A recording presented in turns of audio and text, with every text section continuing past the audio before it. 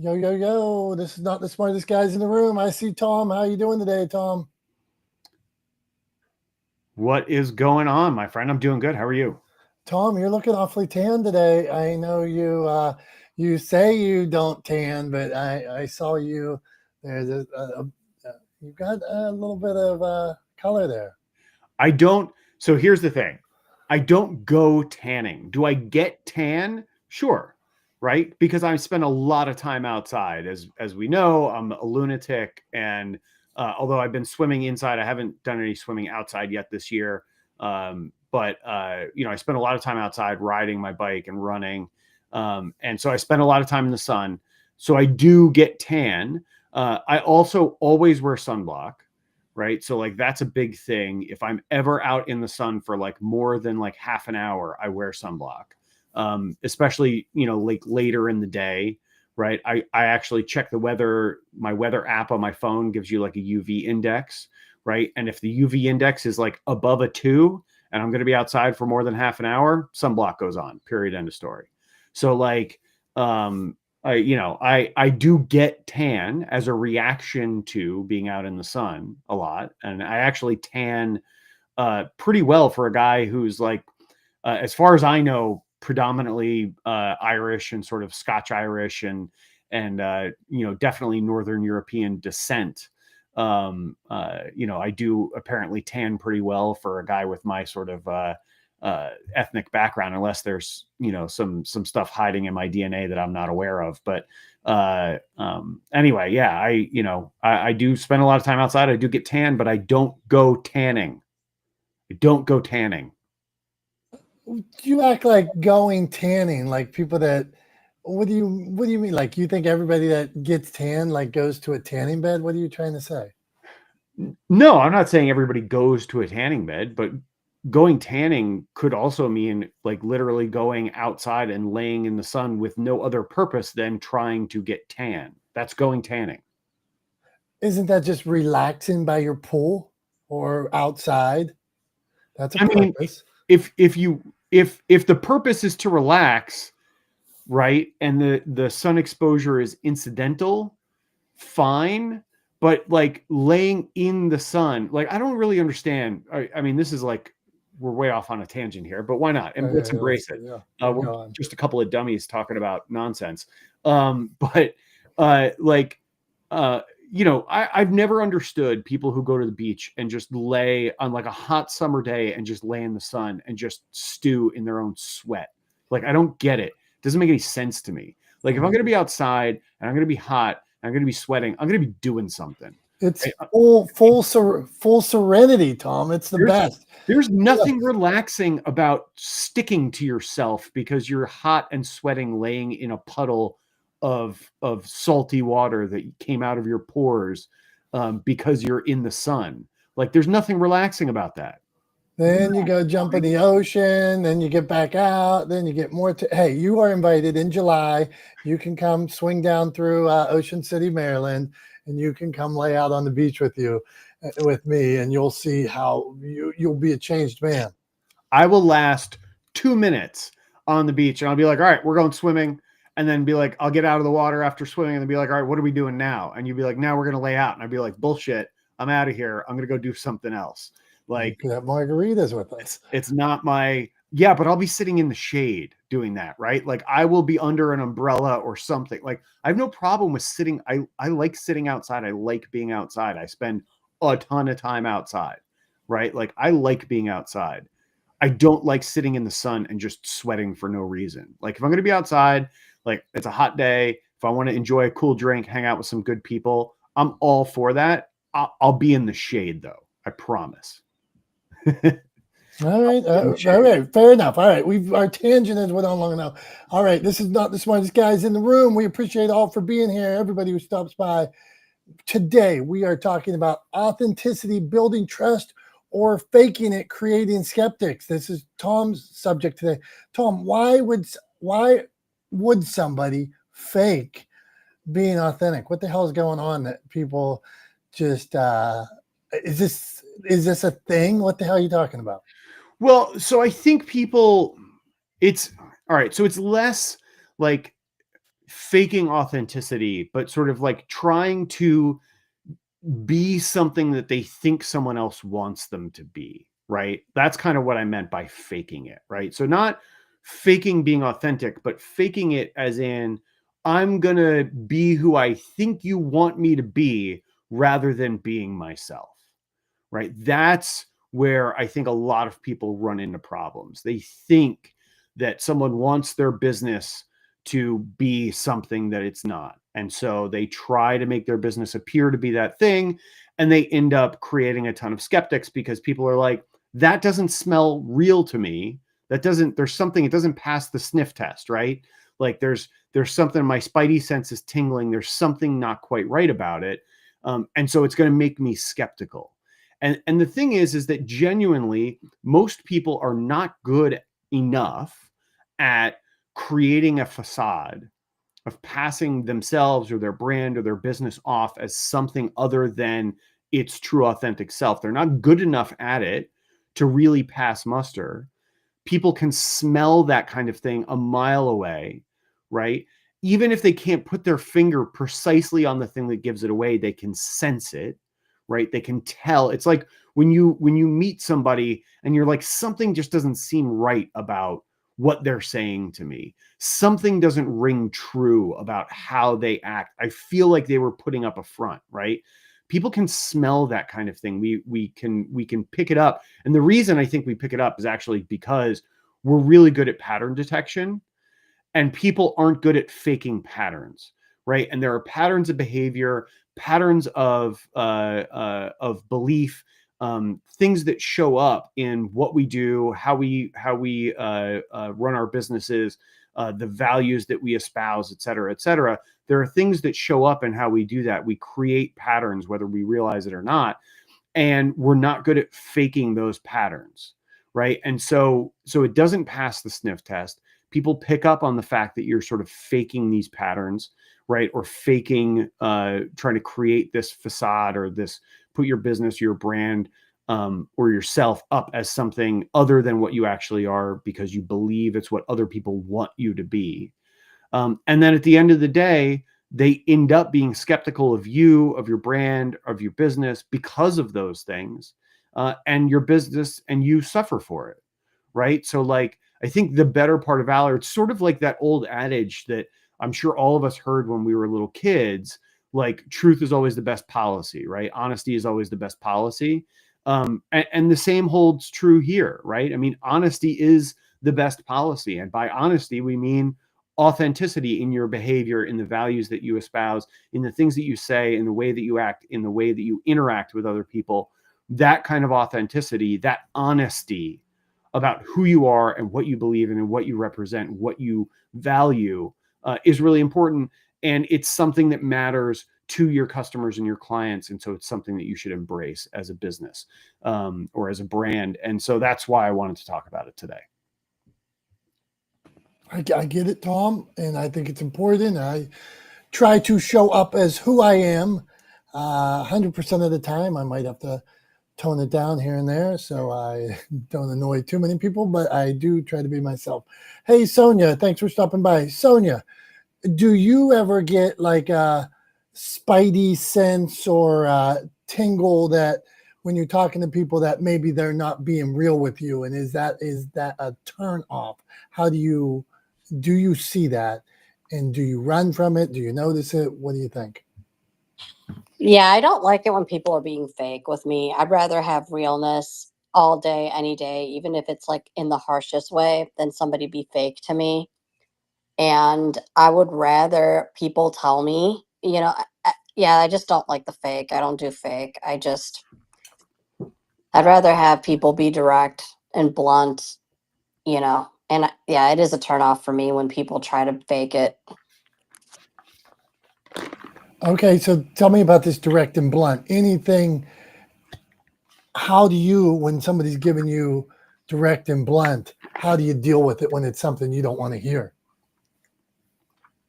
I try, you know what? I mean, I am a sensitive person. That's one thing about me. It's a double-edged sword in a way because, like, as much as I say I like it, I mean, I'd rather have it this way than not. the thing is, if it's something I don't want to hear, I mean, I want to also understand where that person's coming from and who is the source too. Because I mean, I just want to understand where, and that's kind of the thing. I try to make sure I try to understand, because a lot of times people feel free to make comments when they're not educated on something, especially. And so, I mean, I just feel like that's um, how I handle it. Is that's one thing I just have to step back and understand, like try to figure out where that's coming from. And then also understand ultimately how I decide what I decide to do with it is my decision. Right on, Sonia. I'm a big believer in this. When you're authentic, people are either going to like it, they're going to dislike it, but they know where you stand. So I always respect whether I'm on opposite sides. At least I know where somebody stands, rather than people that aren't being authentic with me. And then what do they call that? When they flip flop on everything, flip flop on their thoughts on media, flip flop on their thoughts on books, flip flop on everything. And so I'm like, I can't trust this person. I can't even trust the content that they're putting out, because it might change halfway through the middle of it. So, Tom, what say you on that?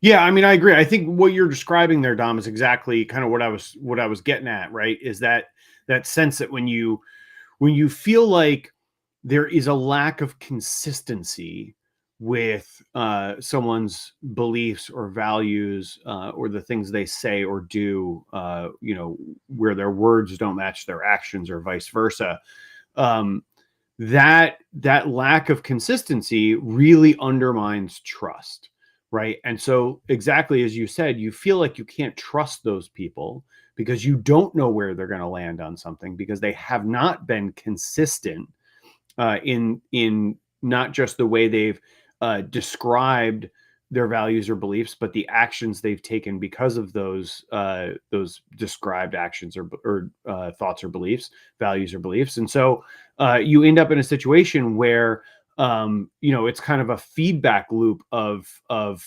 distrust and negativity, and it all stems from people trying to be something they're not, people trying to put forward for whatever reason, for a variety of reasons. I mean, there's lots of reasons why people do this, but trying to put forward this persona that they believe other people want to see, even if that belief is not rooted in fact or reality, right?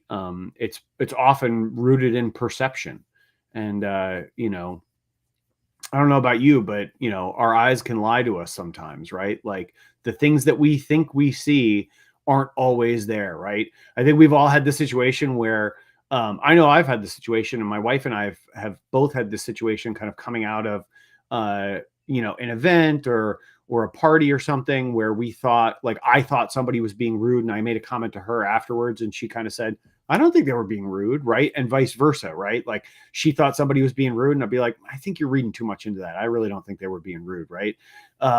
You end up in that kind of situation. But yeah, I mean, our perception, can be wrong at times. But if you rely on that to dictate your behavior all the time, especially when there isn't good or direct feedback from people, you can end up in this weird feedback loop where you're constantly trying to be something you're not, and all you're doing is sowing mistrust and distrust in you and potentially your brand, your business, and it's a bad place to be. So yeah, I mean, I always encourage, always encourage authenticity and transparency, right? Like, and sometimes people go like, oh, just be unapologetically yourself. And I'm like, no. Sometimes being me means that I have to apologize, because sometimes I say the wrong thing. Sometimes I insult people, or I get a little carried away.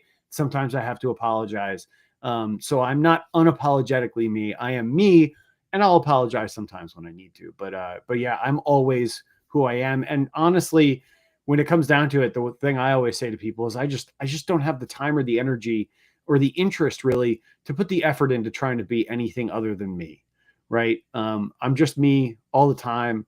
Whether we're on this, I mean, Dom will attest to this. The way I talk here is exactly how I talk when we're offline. If he and I are just having a conversation, and maybe that makes me a little bit insufferable or a challenge to have a conversation with. Sometimes I could see that, but yeah, this is me all the time. Take it or leave it, right? But yeah, I don't have the time, interest, or energy in trying to be something I'm not. So authenticity wins for me.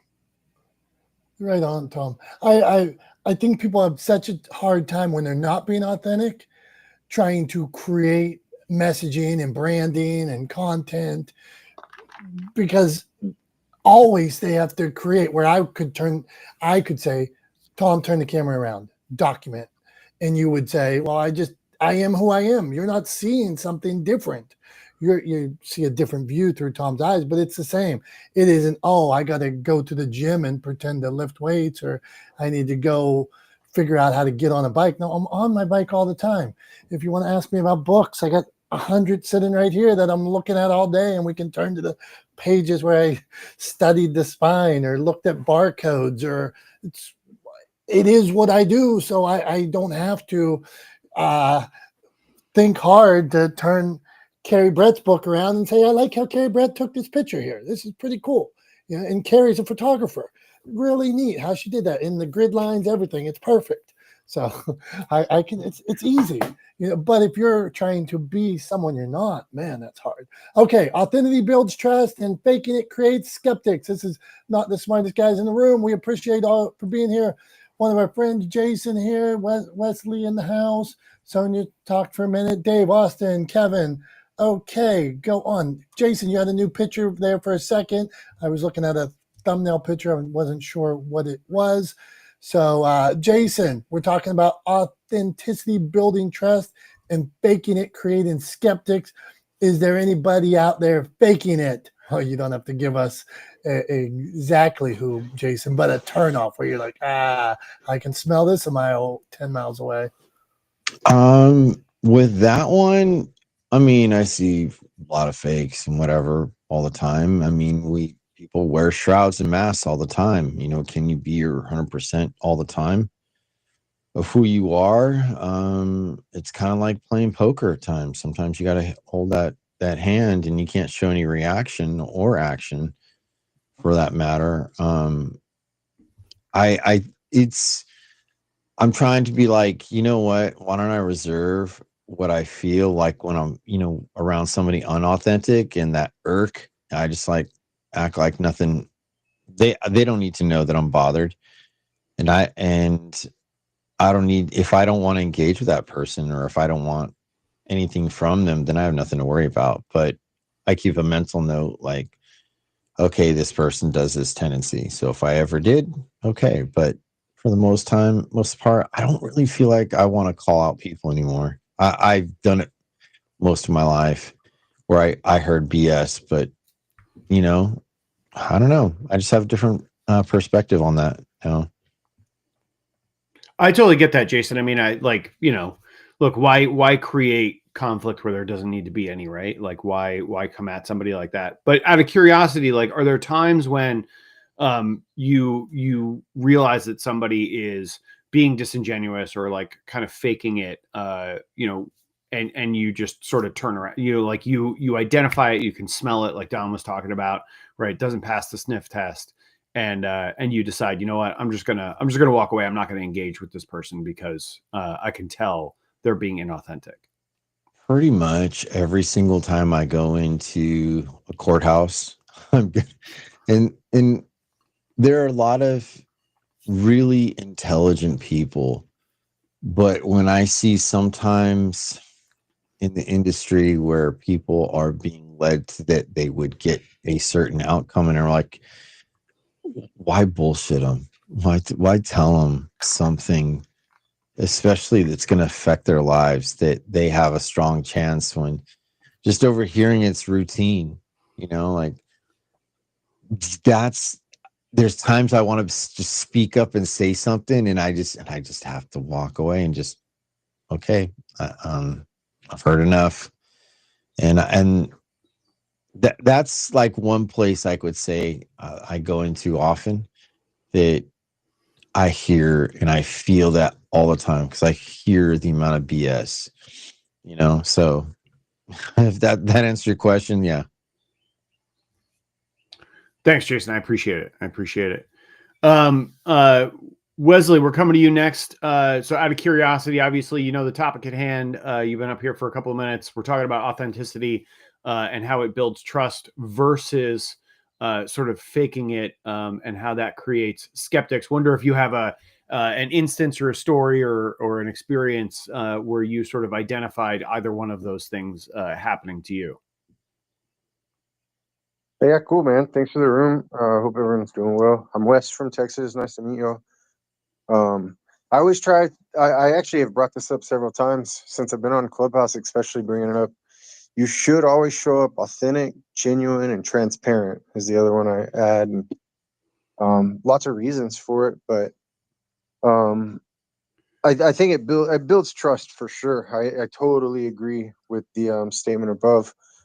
And depending on how long you know someone and what they're going through, you really get to know that person, anyways, the room title's cool. I've been up all night, had a weird day yesterday, had oral surgery, had some dental work, so I am on some meds right now.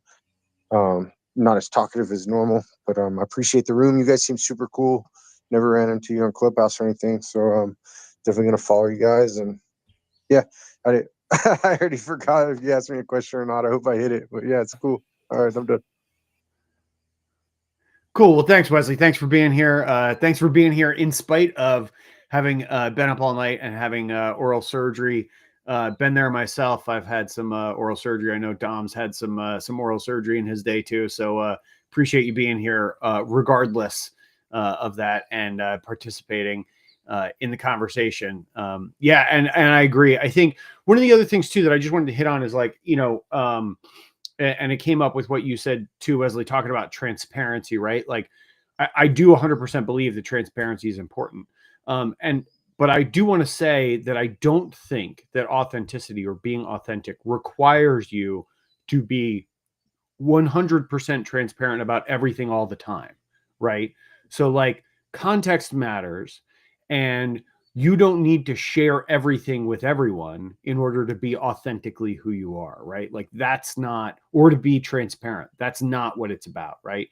And I think sometimes those ideas get conflated and people say, oh, well, you're not really being authentic unless you tell everything about yourself to everyone, right? And you never hold anything back. And it's like, well, no, there's some things, like there are conversations I'm going to have with my wife that I'm not going to have on the internet, right? Or with a stranger at a networking event. Like that's just the way it is, right? There are conversations I'm going to have with good friends of mine that will not be taking place in a public forum, right? That's just the way it is. So I don't think it doesn't make me less authentic. It just means that context matters, right? And so yeah, actually, you bring up a great point. The discernment or discretion, it actually is a factor in your authenticity and whether or not this person's gonna be spilling tea behind closed doors. So yeah, you make a really excellent point. Yep. Cool. Thanks, Wesley. Yeah. But yeah, I mean, so I think context matters, and I think it's important to bear that in mind. What do you think, Tom? I want in on that conversation. That you guys were crushing it. I 100% agree. There's a portion of my life that you're going to see. There's times where you might see me and my wife walking somewhere, or us playing pickleball or something. But exactly like Tom said, everything is not for everybody to see, like my personal conversations with my children and things like that. You'll know I'm a dad. I'll tell you right here, I love my kids, I love my family, but that's all you get to see. That's all. My authenticity is I'm not going to show you more. That's their story to tell of certain things. So I love that there's a line that you are allowed to have a line. So you can be open. I'm open. I'll tell you a story. I'm going to tell you a story during show and tell about something different later, but I'll decide on I'm not going to tell you every story. So, okay, that's good stuff. Now, Tom, I just want to bring this back around here before we go to Dr. Chachi. Authenticity builds trust. Faking it creates skeptics. So I know some brands and owners of the brands. Okay, so we can go, and I'm not going to go too deep because I don't want to go political or anything here, but it often seems like brands that went one way 4 years ago, 2 years ago, they completely change. And now I thought you were for this, and now you're not. I'm confused. And I don't like that is not authenticity to me. Like, at least if I'm eating fried chicken somewhere, this place has stand the same way for 1,000 years. I know where they stand, whether I like it or not. I know they're not saying, where other brands are like, I was here on DI and now I'm canceling everything. I was here on this, now I'm the other way. What? So to me, now I wonder, now when I'm picking up my Miller Lite, my Bud Light, my whatever beer I'm drinking, now I gotta worry about. I just want to drink my beer. I didn't care about about their stance, and now that their stance is changing all the time, I'm like, do I need to know this before I drink my beer? So Tom, answer that, and let's hear what Dr. Tachi thinks. Yeah, I mean, so I'll put it this way, right? So as we've well established here, right, Dom, you are a diehard Steelers fan, right? I mean, like, terrible towels all over the place, like, huge season ticket holder, huge Steelers fan, right? So I'm sure that you don't look kindly at people who are fair weather fans of the Steelers, right? Big fans when they have a good season, nowhere to be seen when they have a bad season, right? Like, as most diehard fans do, like, you are ride or die Steelers, and you do not look kindly on people who don't share those values or share that belief or share that fandom with you, right? Who kind of come and go with the wind. And I think kind of some of that is what we're seeing with like some of these brands that you're talking about. Like, the big one that springs to mind is look at Target, right?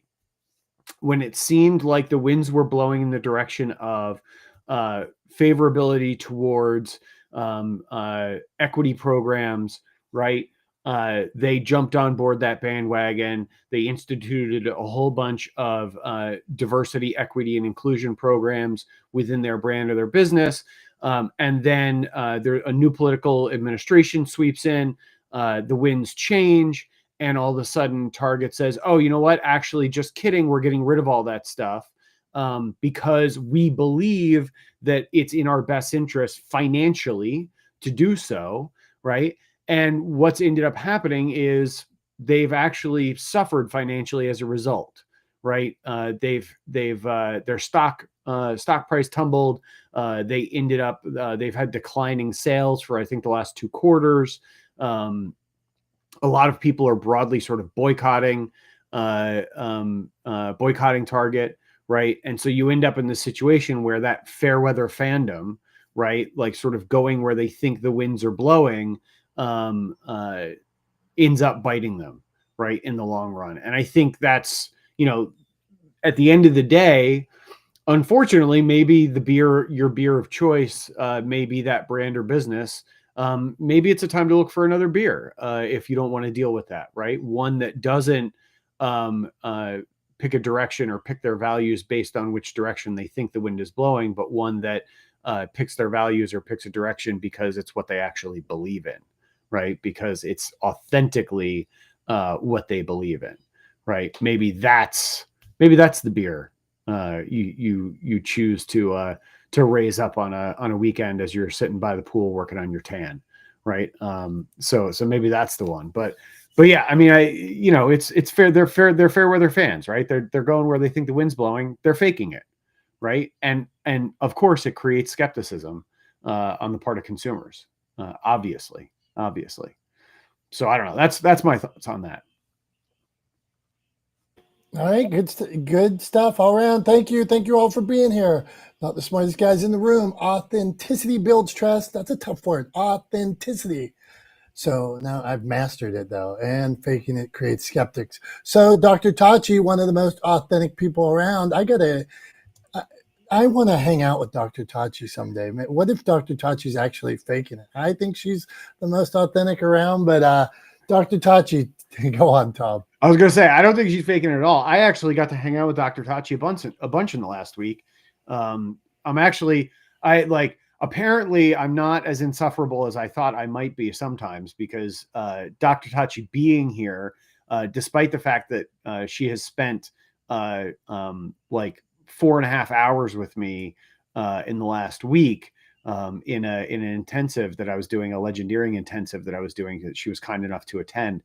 Apparently I'm not as annoying as I thought I might be, but I'm impressed that she's here, and I can vouch, she is very authentically herself.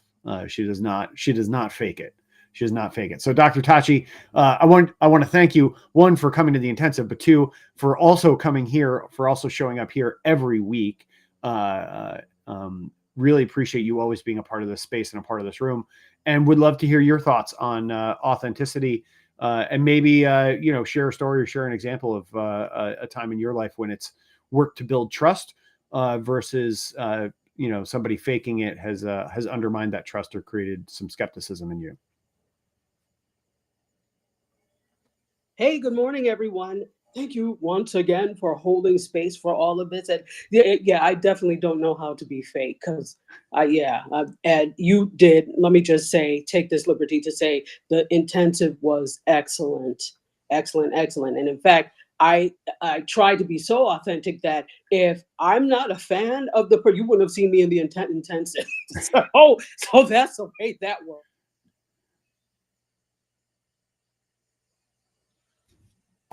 Go on. What do you got, Dr. Tachi?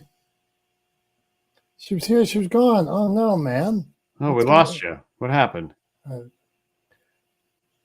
See, I'm not, I don't want to jinx myself, but I haven't had connection issues for a while. I'm on a streak here, Tom. Yeah, I don't know. Let's see if her mic went on mute. Let's see if it pops back up. I don't know if she was having some if you can unmute, Doctor, if you go into the chat, there's a mute button on the chat. You might be able to unmute or mute there. The app's been acting kind of weird lately. Over. There you go. Thanks, Wesley. Go on, Dr. Tachi. Yeah, I mean, okay, there we go.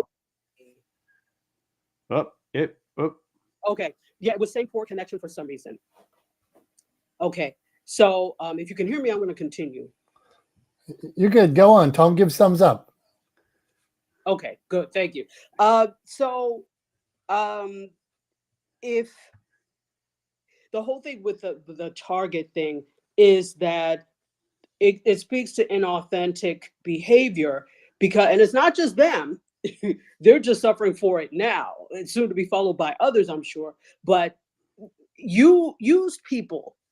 You made people think that you cared about what was happening to them, their plight, their lot in life.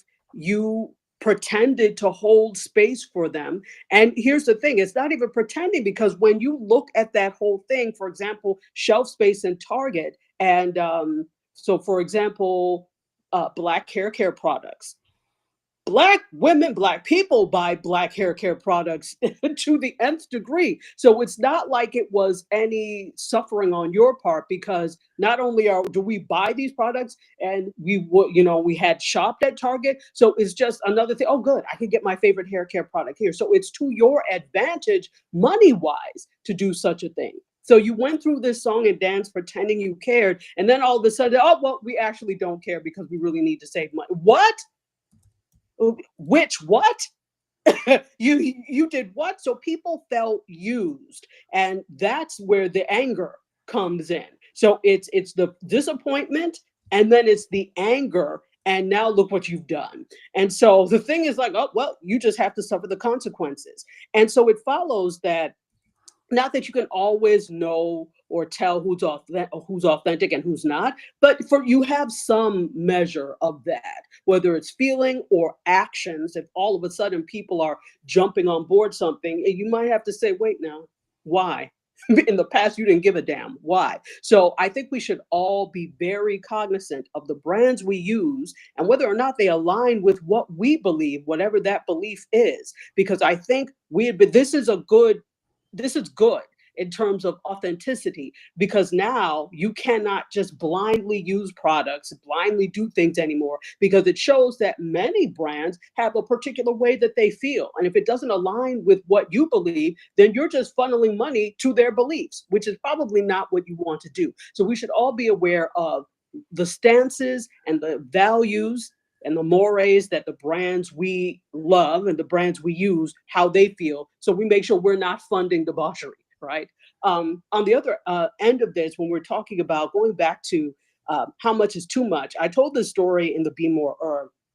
There's a YouTuber that I watch, and she is very transparent, I would say, with her community. She has a name for her community and all of that. So, and she has a lot of subscribers on YouTube and also TikTok, and they're very active. So I guess sometimes when you're a creator, you see the responses that people give you when you are being so-called quote authentic, or not even being authentic, but you are transparent with what your life is like and what you're doing, and people conflate that with authenticity, right?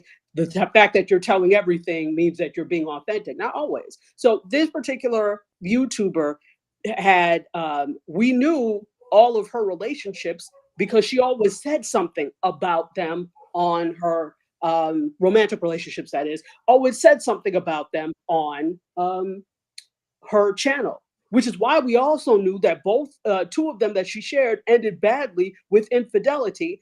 And she had, just after she had shown the guy on her channel, right? In the last instance, she had gone to Jamaica with the guy. They went on vacation. But I am a very good judge of character. And I noticed fishy behavior. I'm like, something's not right here. Sure enough, after 7 months, they broke up because of infidelity. And she told the whole story of what happened on TikTok. Came up, the person that was that he was cheating with, they came up to the bowling alley they were at because they had planned that. He and the ex got into this tussle.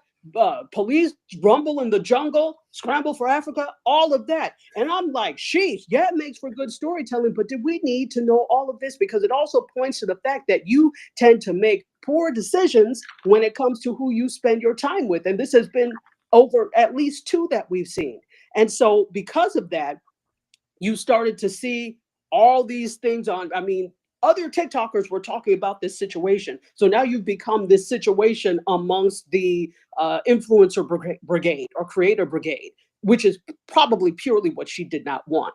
So when you're trying to be authentic, that doesn't mean you have to spill everything. There are some things you can hold sacred. We don't have to know everything. And in fact, when you share everything, the expectation then becomes that your life is an open book. It's the same thing with like, okay, so I do media scope from my house. Do I go through my whole house and show everybody everything? No, that's also a safety thing, right? The only room you ever see is this room right here. So is that me being not non-authentic? That's not a word, but no, it's not. It's just me only choosing what everybody gets to see. So I've gone on now, but that's my 10 cents. Have it as you will. Dr. Tachi, good stuff. Me and Tom both smiled here for a second. So I'm looking at him. You said rumble in the jungle, and then then it seemed like you were talking about maybe some relations, and then you said scramble for Africa. So can you break down what that means? Yeah, Rumble in the Jungle. You know, that is actually the documentary of when Muhammad Ali. Well, I can't remember who he fought. Joe Frazier. Yeah. Yes, Joe Gotcha. Frazier in Africa. Right. So that's something my sister and I always do. Whenever there's like a tussle or a disagreement, we're like, there was a rumble in the jungle. We always do that. And then the scramble for Africa.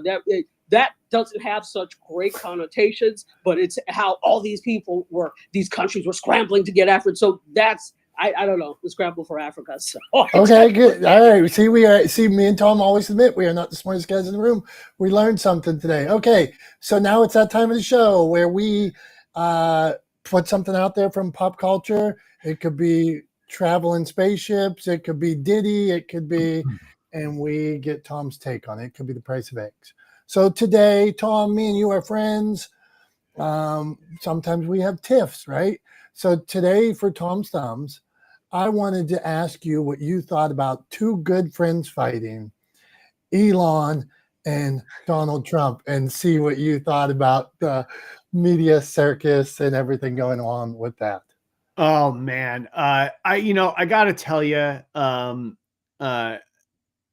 it gets a thumbs up. I mean, I'm sorry, but like, sometimes it feels good to be a little bit of a petty bitch and enjoy a good breakup. And I gotta tell you, man, I got some popcorn last week. I had the metaphorical popcorn out, and I was there for it, man, as they were breaking up and tweeting at each other and truthing and tweeting and Xing and whatever you want to call it, posting on social media all the dirty details of their breakup and the things that they didn't like about each other and all those things. I was 100% there for it, just loving every minute of it. It couldn't happen to two better people, is how I feel. And I got to tell you, I genuinely am surprised that it took this long.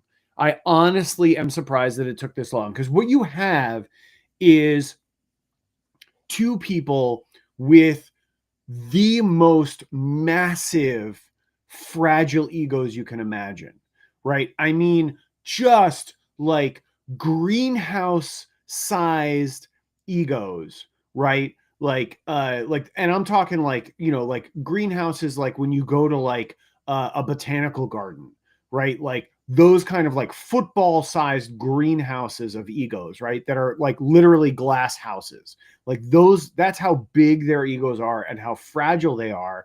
And it doesn't take a lot to sort of undermine or get through each other's skins. It could be a small rock, like to crack one of those panes of glass in the other's ego.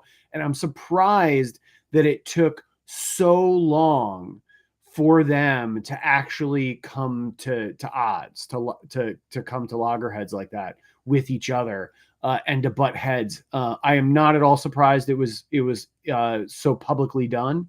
I am not at all surprised that it was so petty. I am not at all surprised that it was so immature.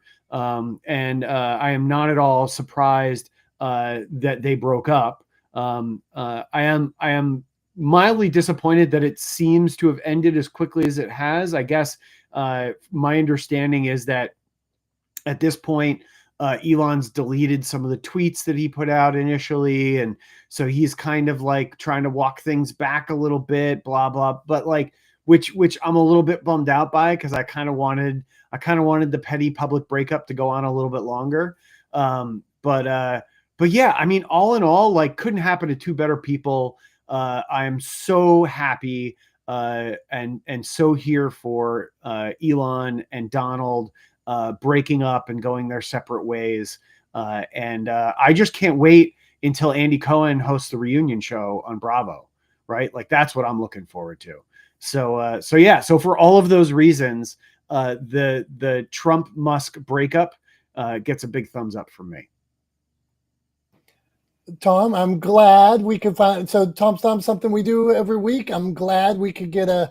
You don't always give thumbs up. So Dr. Tachi, what do you think about Tom being so free with the thumbs up today? Somehow I knew this was going to be a thumbs up, so I'm not surprised. But yeah, this is a rare thumbs up from Tom. Wow. Yeah, who knew?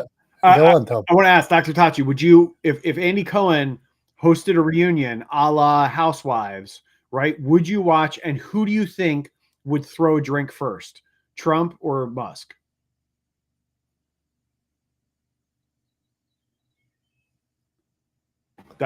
Dr. Tachi? Who would throw a drink? Can you hear me? No, we didn't hear. Oh, okay. I would say Musk. Even though they're both puffery, full of puffery, I think that the other one is the bigger puffin, if that's the word. That's a bird, but that's the bigger puffin. We So know, I think Musk would first. we never talk. We don't ever go political here. So it was, but the Puffin comment, the Musk versus Elon, this is good stuff. Now Musk did try to fight Zuckerberg too, so he's known to want to fight people. So at that reunion, I go. He's the first one to like flip a desk or something like that. Can I say something? I think Go on. Zuckerberg would be there and he would instigate, which would make, because he's good at being in people's ears. He would instigate, which would make Musk throw the drink. That's my thought. I think if Andy Cohen's going to host this reunion, which I am 100% on board with, he tweeted about it, FYI, which is where that came from. But he apparently he tweeted about hosting the reunion between Trump and Musk. I think if Andy Cohen's got his stuff together before he hosts that, he will take some inspiration from Jerry Springer and he will enlist Zuck as a surprise guest. So he'll wait until things get a little bit heated between Musk and Trump, and then he'll throw some Zuckerberg gas on the fire to really create some good explosions for the audience. So like I'm going to throw that out there as a suggestion.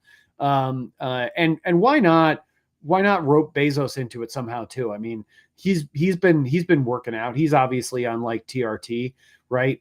Getting all jacked in his 60s. So like, let's get Bezos in there too. Might as well just have a big like melee with all of them. This is big plans here. Okay, not the smartest guys in the room. We cover all topics and we go on many sidebars. Started off with Tom looking extra tan today, so we will continue along. Authenticity. Every time I struggle with that word. Authenticity? It gets worse every time I say it. Authenticity. So I am authentic. You will hear my Pittsburgh accent. I don't say the Pittsburgh words, I don't think, but I do blame. Hey, on a note, on a sidebar this right now, I got my 4th grade teacher just sent me a message. She went through my website. She was in a bookstore and found a book of mine that she purchased. And she said she read it and it was lovely. And she said, as a teacher, it was grammatically correct too, and a beautiful story. So back then I was in speech class. I was barely passing school. I'd have to have special report cards sent home, like Dominick works hard but isn't doing good in this or this or this. But I've come around and I am 100% as authentic as I can be at this point, Tom. Well, that's good to hear. I got the opposite, or not the opposite, but I got a different thing on my report cards when I was in like elementary school and middle school, which was he's not living up to his potential. I got that one for like on every report card for years through school, like not living up to his potential. He could do so much more. He could do so much better. He could do this. He could do that. And I'm like, yeah, but I don't want to. And you guys aren't inspiring me to. So like, I don't know what to tell you, right? Like, I'm bored. And so I'm not trying real hard. I don't know what to say.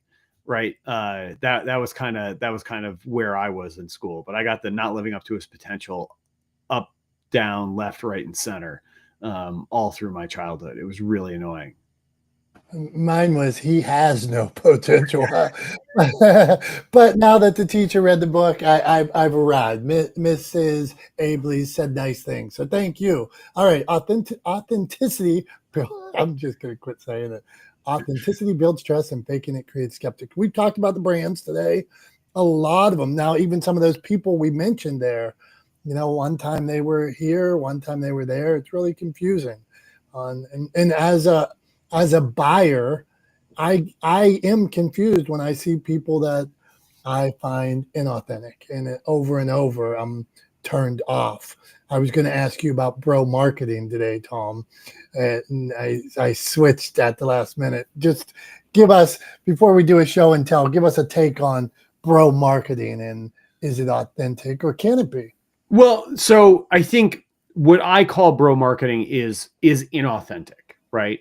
And it actually it does kind of parallel to in some ways the kind of thing that we're talking about and what we've seen with sort of big brands, right? And they're kind of shifting positions based on where they see the winds blowing of politics, of policy, right?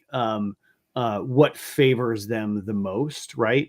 And here's what it is that bro marketing is essentially built on the premise that I am going to overpromise you and under deliver. And then when you are disappointed with the results, I'm going to blame you for it. And I'm going to then suggest that what you need to do is actually level up to the next tier of my product, right? So like essentially that's bro marketing, right? Is like, here's 5 steps to make your first $1 million, right? You take the class, you pay me $100 or whatever. I give you a workbook. You do the 5 steps. Surprise, surprise, you don't make $1 million, right? But that's okay because my next product is going to help you take those 5 steps and turn them into like a new business or like how to launch your first business or something, right? And so like it's just going to keep leveling up, and then it's going to turn into, well, actually, what you need to do is attend one of my 5-day challenges, right? And then it's going to turn into, you need to come to one of my live workshops, right? And then you need to attend my annual conference. And then, and it's just, there's always a next step. There's always a higher level product. There's always something else you need to spend money on next to just get to where you were trying to go in the first place, right? And every time it's overpromise, underdeliver, overpromise, underdeliver.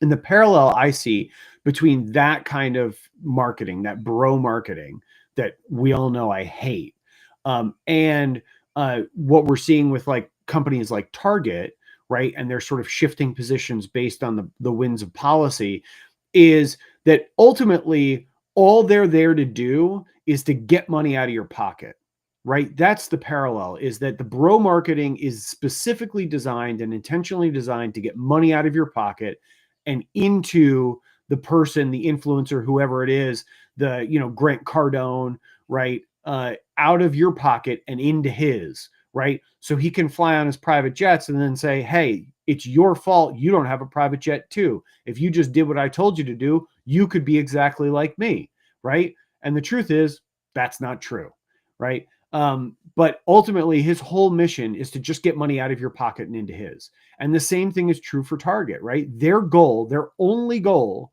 is to get money out of your pocket and into theirs. And that's why they're absolutely willing to change policy, to shift their values, right? It's not just changing policy, like writing a new operating procedure, right? Like that's not what they're doing. They're literally throwing values out and adopting new values with a change in the sort of the perceived breeze, so to speak, right? And so what you end up with is the sort of transparency that they don't really want, that they weren't going for, but what becomes really evident to consumers, right, and the public at large, is that they don't actually care about you. They don't actually care about what you value. They don't actually care about equity or inclusion or diversity. None of that matters to them. What they care about is getting your dollars out of your pocket and into theirs, right? That's what they care about. And that kind of transparency is damaging for them, right? And that kind of transparency, I think, is damaging for bro marketing, right? It's the same thing. All they're trying to do is get money out of your pocket. They don't really care whether or not you make $1 million. They don't really care whether or not you start your first business. They don't really care whether or not you're successful, right? All they care about is whether or not you give them money. Period. End of story. And they have a good profit margin for it. And like that's the parallel I see between bro marketing and the kind of capitalism that companies like Target have been practicing for decades now, right? I mean, like, honestly, if we go back, this all kind of goes back to, and I'm gonna mention Julie's favorite economist, Milton Friedman, but this all goes back to the 1970s and his publishing of an op-ed in the New York Times, and then the adoption of his viewpoint and putting into public policy during the Reagan administration. And here we are 45 years later, right? And this is what you end up with. So it's not surprising when you look at it in that kind of scale. But yeah, it's capitalism. It's extractionary capitalism is the thing I've heard a lot of people call it. But basically it's, I don't really care about you. All I care about is getting your money out of your pocket and into mine, period. And that's all they care about. And that's there you go. Okay. See, I kept you on, I didn't go bro marketing, but I'm glad you covered it. We'll get into that some more another day. Tom, before we wrap up, we got two things here. We got show and tell, and we got to wrap up here, man. I'm gonna go fast. That's fine. I'm happy to keep the wrap up quick. I just rambled on for a couple of minutes about bro marketing. I even got to Milton Friedman. I know. You hit all you hit all your puns. It's good. Yeah. So why don't you show us something and tell us all about it? Okay, this is a simple one. In honor of Father's Day coming soon, I'm going to show you a present, one of my dad's favorite things that I've already got him. And I only got him one of them at this point. I got him from the store. I probably got to go get something else.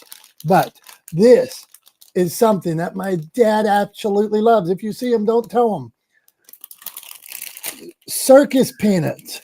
My dad can eat it. So we were at the store and we were going to buy 2 bags. My wife said, like, because they were like $3 or something. She's like, you're going to get him 2 bags.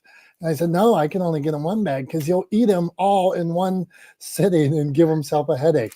What is with these weird little things? They taste like dry sand, but Dad loves them and can eat the whole bag in one sitting. So today I am showing you Dad's Father's Day present, who I love, but circus peanuts. So that's what I got for you, Tom.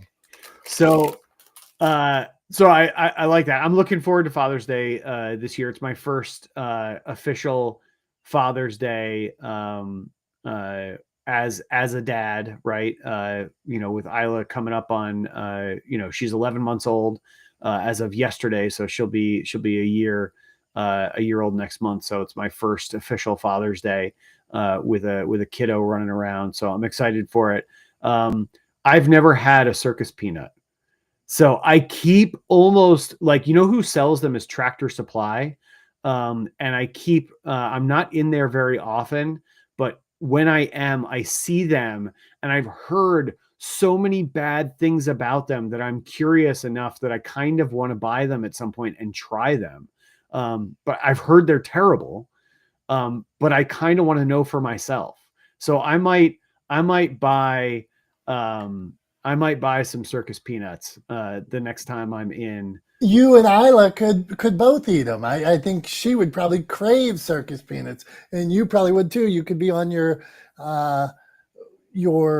Ultra or what are they in your Iron Man, put a couple of circus peanuts down on mile 15, and you'd cruise to that finish line. Yeah, I mean, or die because they're sand or something. I don't know what. I have no idea. Isla does like peanut flavor. I mean, I was allergic to nuts when I was a kid, so I didn't eat anything that was. They're orange. There's no peanut in them. They just look like a peanut. What the heck are you talking about? Dude, I don't know. I've never tasted one. I have no idea what I assumed that they were peanut flavored. Like, I mean, I don't know. That seems to make sense. I assumed that they were peanut flavored because they're circus peanuts. They're peanuts. They're called peanuts. How are they not peanut flavored? They're not peanut flavored, seriously? No, they're like orange and marshmallow. They have nothing to do with peanuts except that they look like a peanut. That is the weird. That's weird. That's okay, weird. Tom, on that note, we talked circus peanuts. We talked Morgan Friedman or whatever the guy's name is. So Milton Friedman. Milton. What do we close us out, Tom? Wrap us up. All right. Well, so here we go. At the end of the day, I think we've given a lot of examples and a lot of reasons why it should be clear that the best policy, like our mothers or our parents used to say to us when we were little kids, I know mine said to me, honesty is the best policy. And in this case, let's just swap honesty with authenticity. It is the best policy. Be honest and be true to your values. Wear them on your sleeve. Let your audience, your community, your customers, your clients know who you are, what you stand for, what you believe in. And at the end of the day, I think it will benefit you in the long run, right? So use your authenticity to build trust. Be relentlessly authentic, as I like to say, and I'll let you know what circus peanuts taste like to me, or what I think of them. I will get some. I actually will get some. I'm gonna go out of my way now to get some circus peanuts, and I will report back. I don't know if I'll have them by next Wednesday, but I'll report back at some time in the near future on my thoughts on circus peanuts. Maybe that could be a Tom's thumbs. I'll give you a thumbs up or a thumbs down, depending on what I end up thinking of circus peanuts. But in the meantime, I want to say thank you to everybody who came by this week. We appreciate you guys. We love you guys. You're the reason why we do this.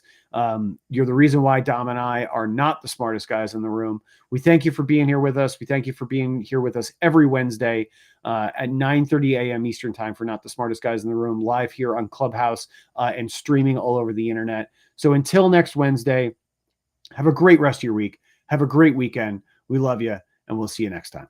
Bye-bye now.